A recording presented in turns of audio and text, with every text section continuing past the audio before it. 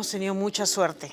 En el caso particular con Alejandro, todas las personas involucradas en el proceso nos han ayudado muchísimo.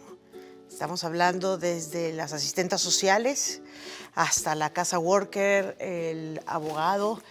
De verdad hemos tenido mucho apoyo. Definitivamente es súper importante, aparte del apoyo de las autoridades, tener el apoyo de nuestra familia y amigos.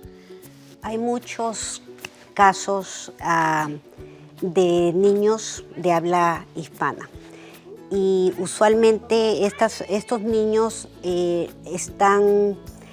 lo llevan a casas en que no hablan el español y no es de una cultura latina.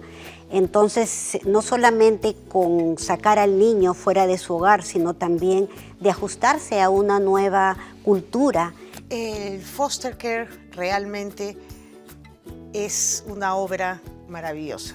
Le da una oportunidad a los niños a poder estar en un entorno seguro y poder de repente retomar la confianza que han perdido en algún momento. Sí, y lo lindo de todo esto es de que la comunidad en sí nos ayuda mucho y nos ayuda porque con ese apoyo nos permite y nos da fuerzas para seguir adelante.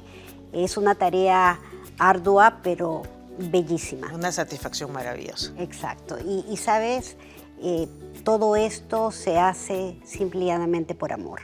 El amor yo creo que conquista todo, no importa la edad.